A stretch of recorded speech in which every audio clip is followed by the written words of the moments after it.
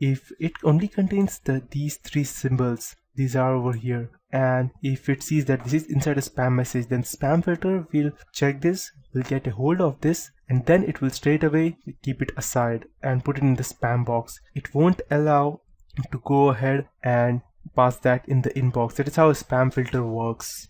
I'll give you another example. We can also do these in simple statements without directly writing out strings or variables. Let's say I want to check if let's say letter D is available in, let's say I write down any random number, and I want to check if this is available in this letter. It should give me out a true statement because there are two D's available, and yes, the answer is true. That means that in order to find out anything, let's say these are useful. Let's say let me take an example of Microsoft Word. You go ahead and write down a paragraph, or you go ahead and write down multiple pages. Let's say you have written a book in a PDF file or in a Microsoft Word of 200 or 250 pages, and you just want to specific words inside that page. You go ahead and press Ctrl F. As soon as you press that, this function starts. That means it gives you a blank box to enter the specific letter or word, and this is the already written code inside that. So as soon as you go ahead and press that letter or the number or the word, it will straight away check whether this is there over here. If it is there, it will show you. If it is not, then it will straight away give you a message that we were unable to find the specific word.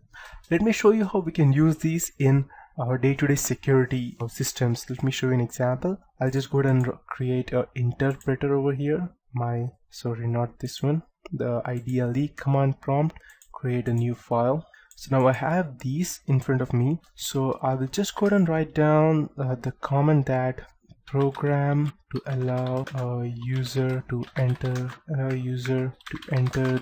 database. So let's say you have a database and you want to check whether you want the user to enter a username and a password. If it is included in that, you will allow the user to enter. If it is not, then you will straight away decline it. So I'll just write down a code database equals, I need to write down the names and the usernames. So I'll just write down, I need to write down strings inside that. So I'll just write down Cindy and comma, and it should be the password be 1234, and I need to input these because these are also that we would be searching, so I need to input these into inverted commas as well. Let me create two users over here, Cindy and Adam. So Adam, and I'll just press enter, and password for this will be 5678, and just press enter, and user equals input username, enter username, and pin equals input pin, means enter the pin or the password, and if username, and if is a condition over here. As of now, just ignore that, just see what I'm doing over here. If user comma pin in database print access granted, else print access denied. So I'll just go ahead and save that, means access, I'll name it as access.py. Just go ahead and run this. Okay, I think that I missed out something over here, just a moment. Oh yeah, I missed out a colon over here. I'll just run this, quit the previous one. Okay, so I will now it is asking me to enter a username. Okay, perfect. So the username that we have over here is Cindy. So I'll just enter Cindy, password 1234. Now it will show as access granted. That means it has allowed me to enter the database.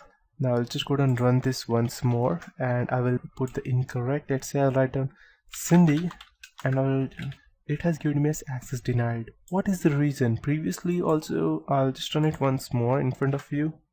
I'll write down Cindy 1234, and it has given me access granted. What is the reason for that? The reason for that is that I told you in the first tutorial itself that this is a very case sensitive. That means Python is very case sensitive. So when I go ahead and type small, lower, capital, lower case C, it won't accept that because it won't be able to match this which is over here. For that we need to put another algorithm over here stating that also check whether the C lower or uppercase. But as of now, I'm just teaching you how to go ahead and write a simple program for your security to create a password protected database. So this is how we do it.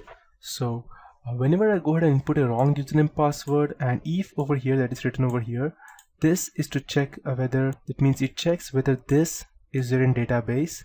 If this is not, print access denied. If it is there, then print access granted. So when you go ahead and write down long algorithms, then you need to input the database link over here. That means if username database is there, if username and pin is there in the database, then allow the user to access this database. If it is not there, then straight away go to the next prompt and enter access denied. It is a simple if else, that is a condition. As of now, you won't be needing that. I'm just going to teach you how this works and why this is very important. That is, membership is important in Python programming language.